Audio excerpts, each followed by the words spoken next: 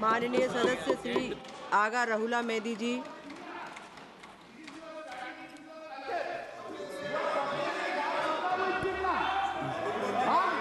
Ma Durga will Jinnah.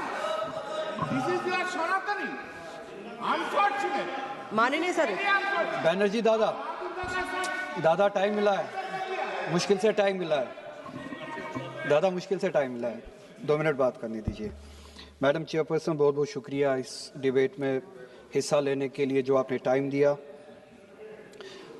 National song Vande Mataram पे discussion हो रहा है सुबह से, और मैं ये समझता हूँ कि इस मुल्क में इस नेशनल सॉन्ग के साथ किसी का ना एतराज़ है, ना कोई दो राय है।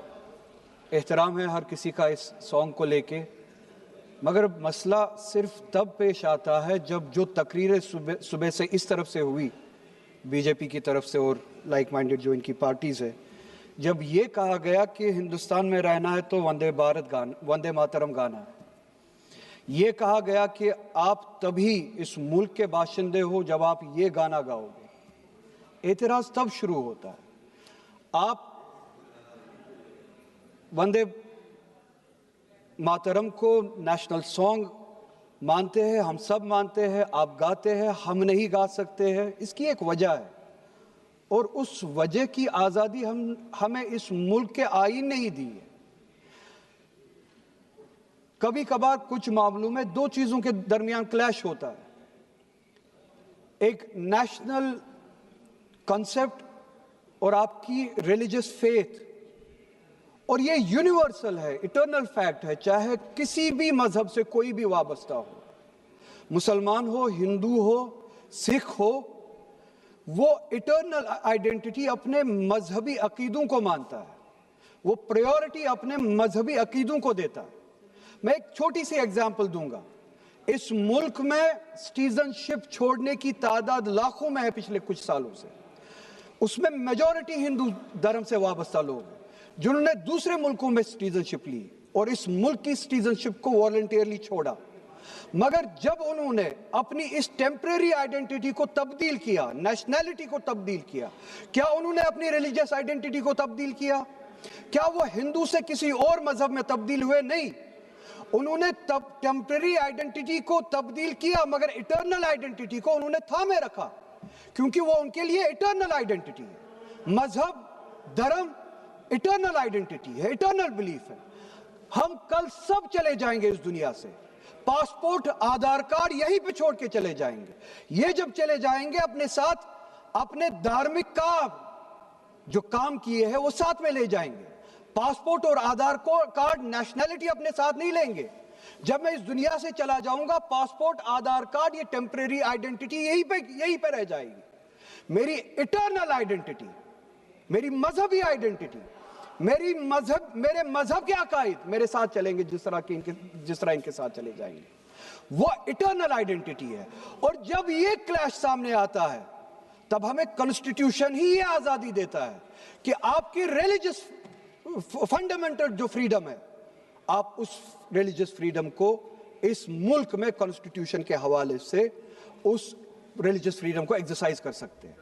और वंदे मातरम का जब मसला पेश आता है, जब यह कहा जाता है कि आपको ये जबरदस्ती गाना पड़ेगा, हम तब ये कहते हैं कि आप गाए, हम एहतराम देते हैं। नेशनल सॉन्ग है, हम उसका भी एहतराम करते हैं, उसमें दो राय नहीं है। आप गाए, हम एहतराम के लिए खड़े हो जाएंगे, मगर आप ये चाहेंगे कि हम भी गाए, मुमकिन ही नहीं है, हो ही नहीं सकता है। आप चाहेंगे, अब सब्र करो। बोलो। सुबह से इतने लोग बोलते आ रहे हैं। प्लीज चेयर को एड्रेस करें आप। तो जवाब सुनने का भी मादा रखा करो। आप गाइए, आप बोलिए नेशनल सॉन्ग है, आप बोलिए नेशनल सॉन्ग है, कोई दो राय उसमें नहीं है, मगर हम पे थोपिए मत।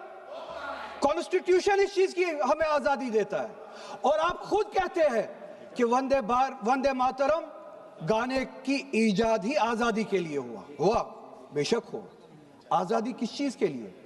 आजादी इस चीज के लिए, हिंदू के हिंदू होने की आजादी, और इसी तरह से मुसलमान के मुसलमान होने की आजादी, सिख के सिख होने की आजादी, और वो आजादी आप मुझसे छीन नहीं सकते हैं, किसी भी नाम पे नहीं छीन सकते, किसी भी दबाव में नहीं छीन सकते, किसी भी सिख से उसके मजहब की आजादी नहीं छीन सकते, किसी भी हिंदू से उसकी मजहब की आजादी नहीं छीन सकते, और किसी भी मुसलमान से उसके मुसलमान होने की आजादी नहीं छीन सकते। कोई भी दबाव मुझे मजबूर नहीं कर सकता है। आप गाइए और हमें वो आजादी दे दीजिए। ये मजहबी आजादी मुझे आपसे दूर नहीं करता।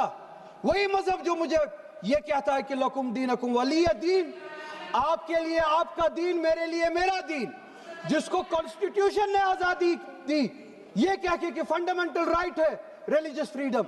हमारा कॉन्स्टिट्यूशन हमारे कुरान की उसी आयत की तर्जुमानी करता है। 2 मिनट दे दीजिए मैडम। तर्जुमानी करता है कि आप अपने दीन पे चलिए, हमें अपने दीन पे अमल करने की आजादी दे दीजिए। आप ही की तरफ बात जबरदस्ती की है, बात किसी और चीज की नहीं है।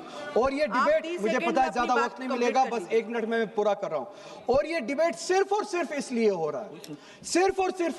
रहा है कि जब हिंदुस्तान का हिंदू हो, मुसलमान हो, सिख हो, इनसे पीने के लिए साफ पानी मांगे, सांस लेने के लिए साफ हवा मांगे, रोजगार मांगे, जब इनसे महंगाई के खिलाफ, महंगाई के बारे में जवाब मांगे, जब इनसे रोजगार मांगे, तब ये सिर्फ ये बोल सके कि रोजगार के बारे में बात मत करो। वो देखो मुसलमान, हमने उसको मजबूर किया वंदे मातरम गाने के लिए।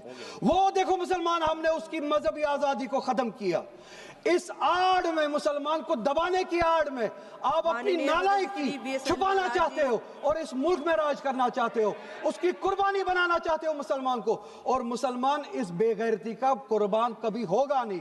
हमने इस मुल्क की आजादी के लिए भी खून दिया है और इस मुल्क में आजादी को बचाने के लिए भी अगर खून देना पड़े हम देंगे। हमने उनके साथ भी लड़ा है, आप जैसों के साथ अगर 1000 साल तक भी लड़ना पड़े हम लड़ेंगे, उसी गैरत से लड़ेंगे, उसी जज्बे। अब रिकॉर्ड भी नहीं जाएगा। பேரவை தலைவர் அவர்களுக்கு வணக்கம். என்னை பேச அழைத்தமைக்கு நன்றி.